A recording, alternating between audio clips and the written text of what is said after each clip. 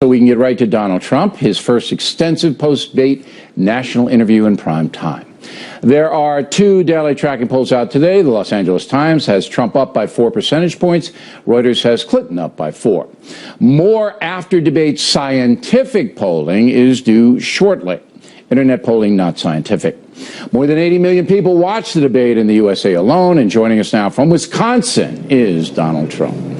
Well, first of all, is there anything Hillary Clinton said in the debate that you will use, your campaign will use against her in the weeks ahead? Well, I think possibly so, Bill, but I do think that, I really loved the experience of it. It was amazing. I saw the audience was record-setting, and I had a great time. And I know you say the polls weren't scientific, but every single poll that was taken, I won the debate, and some of them by a lot.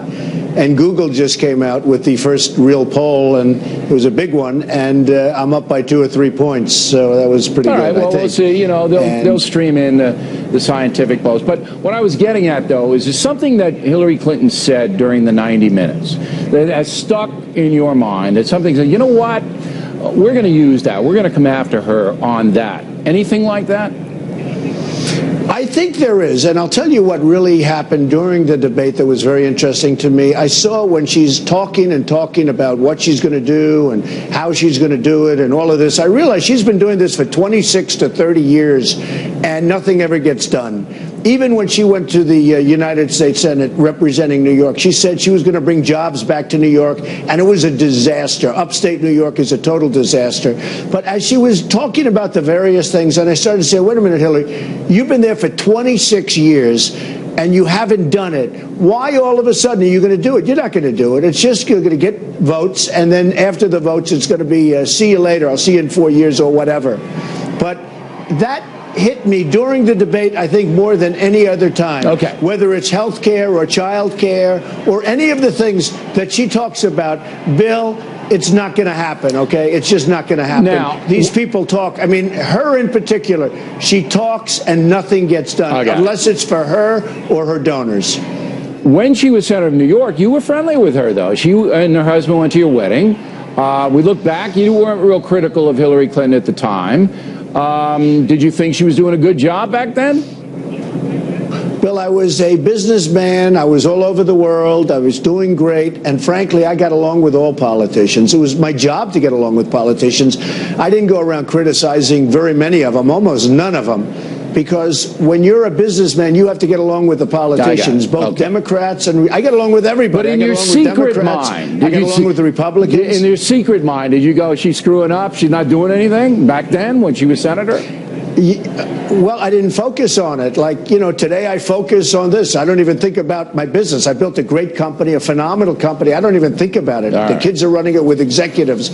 And, I don't think about it. Now I think about it. But I always got along with politicians. It was a very important aspect of my business. And those of us who know Manhattan know that's true. Now, they're going to come after you, they being the Clinton campaign, on the statement that you made that you were smart for paying as few taxes as you could possibly pay. You know that's going to be in the next debate. It's going to be on campaign ads. Do you have any defense for that right now? No, I didn't say that. What she said is maybe you paid no taxes. I said, well, that would make me very smart. Right. And I have to tell you something. Tax is a big expense. And I would mind paying taxes a lot less if our politicians knew how to spend the money, but they don't. They waste the money. I mean, they don't know what they're doing with the money. In some cases they do, and they have bad motives. But they basically don't know what they're doing, Bill, with the money. And whether it goes into the Middle East, I see the other day a report came out, $6 trillion. $6 trillion spent on the Middle East. We could have rebuilt our country twice. And $6 trillion was spent on the Middle East. And where are we? Go back 15 years. If we did nothing, we'd be in much better shape. I'm Hillary Clinton. I'm Hillary Clinton in the next debate. And I say to you what she said yesterday in North Carolina. Hey, if he's not going to pay any taxes and he thinks that's smart, what does that make us? We pay taxes. Are we stupid? How are you going to answer that? Well, first of all, I never said I didn't pay taxes. She said, maybe you didn't pay taxes. Right. And I said, well, that would make me smart because tax is a big payment. But I think a lot of people say that's the kind of thinking that I want running this nation. Okay. Because you look at the way our country is running we lose $800 billion a year on trade deals with the world. $800 billion a year, Bill. Who makes these deals? So I think a lot of people, actually, I had two groups. Some people loved that statement and other people didn't. But the fact is that I think people are looking at it like maybe that's the kind of person we need. Hey, look, I built a great company. A shrewd businessman.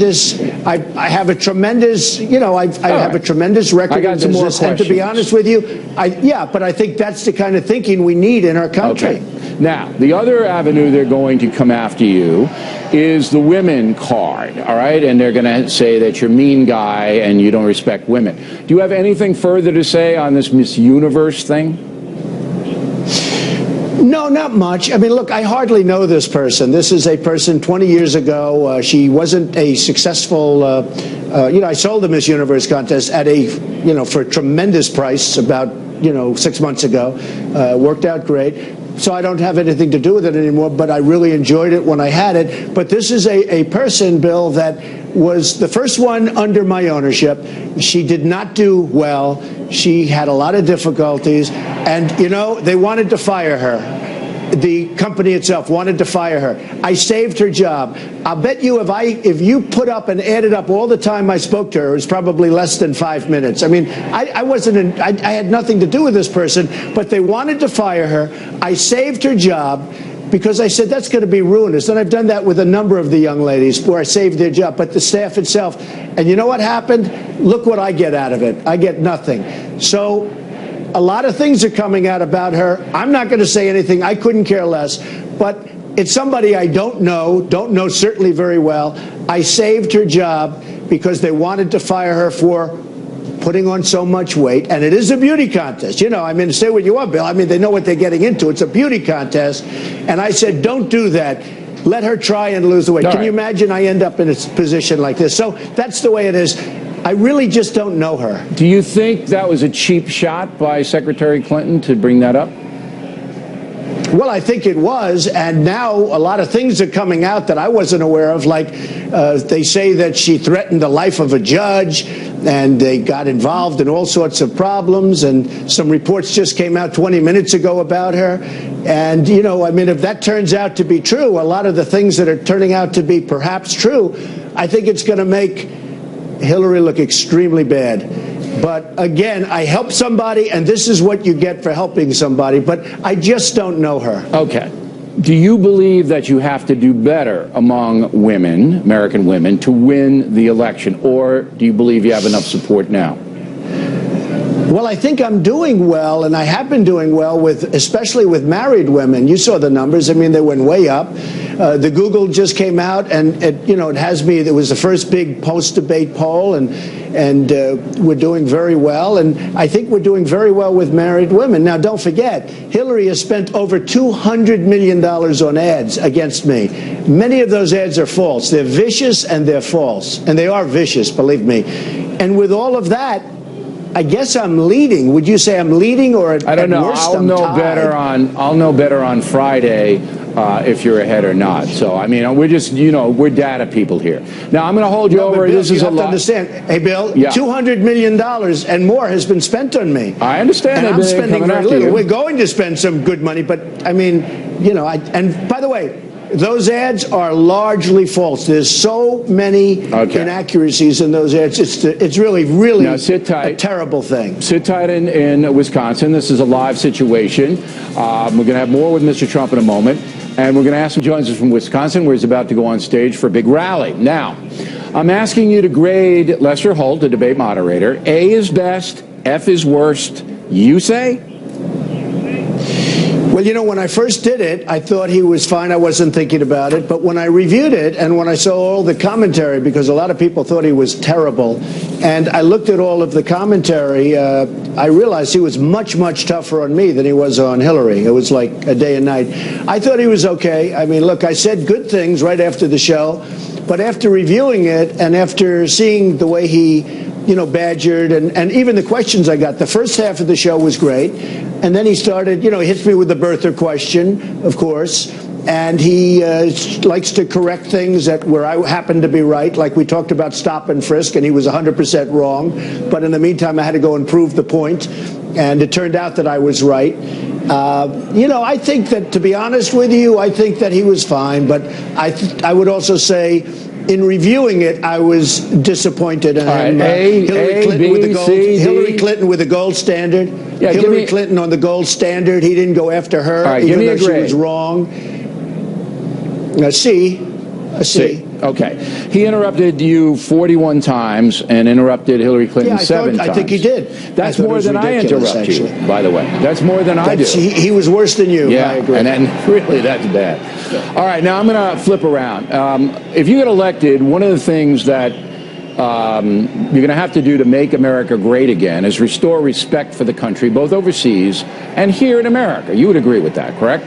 I agree. Okay. Yeah, 100%. I mean, 100%. Last night, Colin Kaepernick said another bad thing about his country. You're going to play it later on. He said bad stuff about you. You did own a professional football team. What would you do with Colin Kaepernick? Well, I don't know what he said about me, but I think what he's doing is disgraceful. Is he starting yet, or is he still a second string? Yeah, he's a second string guy. But what would you do to him if you were the owner? He's making a tremendous amount of money. He's making a tremendous amount of money. He's leading the American dream. He's trying to make a point, but I don't think he's making it the correct way. Personally, if it was me, I would not be happy if I were the team owner. And I don't think I'm going to tell you what I do. Would you I'll fire tell you him? I would take a different position. Would you fire him? Would you? I wouldn't be happy. They're paying him all of this money. And I think what he's doing is very bad for the spirit of the country. At the same time, he has the right to protest, and that's one of the beautiful things about the country. But does he have the right to protest on your dime? I would not be happy. See, you're the owner. It's your stadium. All right, it's paying customers. It's your dime. This is right in your ballywick, okay? So he's protesting on your dime, doing something that offends you. Would you take action against him? I tell you, it offends me, it does, especially since he's doing so well in terms of economically and so many other ways. I guess he probably lost his starting position because something happened to him. He went downhill fast, and frankly, that's okay. But I would not be a happy camper. I'm not going to tell you what I do, but if I was in that position, I'd do a lot different. That's unlike you, no, I'm not. And you know what, Bill? If I'm in that position, I'd be a lot different than the way they're treating him right now. That I can tell you. But it's not like you to not tell me what you would do. You usually look. Well, let's keep the headlines down to a minimum. All right. Charlotte, North Carolina, we're going to report right after you leave that the guy who was shot dead served 6 years in a Texas penitentiary for shooting another guy. That was not reported. I have said that the protests are fine. If you believe that the police are not fair to African Americans, you should protest. However, in individual cases, we should all wait until all the data comes in, all the facts are in. You agree with that, correct? Yeah, I do. I always agree on waiting and trying to get the information before you make a judgment. Why did you not? Then why did you not say to Hillary Clinton, hey, you jumped the gun by saying that this is deplorable, it's terrible, we have to solve this police problem? Why didn't you go after her on that? I think when she said deplorable about a tremendous portion of our country, and she said irredeemable also. But stay on the cops, stay on Charlotte. Why didn't you go after her about Charlotte? Why not? Well, because I had many other things that I did go after. And a lot of people, the whole evening was an interesting evening. A lot of people liked what I said about her. And frankly, it was pretty tough what I said about her. You can't hit every single point. No, but you're the law and order candidate. Answer. Right. It's called answer in 30 seconds. But I thought her answer having to do with the police was very, very disrespectful to the police. She was petrified to talk about them in a positive way. And I thought, frankly, that was a disgrace. I thought you were going to bring that out. I thought it was a very disrespectful answer to the police. There's no question about it. But you can only say so much in 22 seconds. I got it, but I was surprised because the law and order thing got into the stop and frisk, and I thought the cops were going to come up. The other thing I thought you were going to bring up with the law and order deal was the sanctuary cities. You could have put it right on the spot and said, hey, are you for sanctuary cities? What are you going to do? Sure.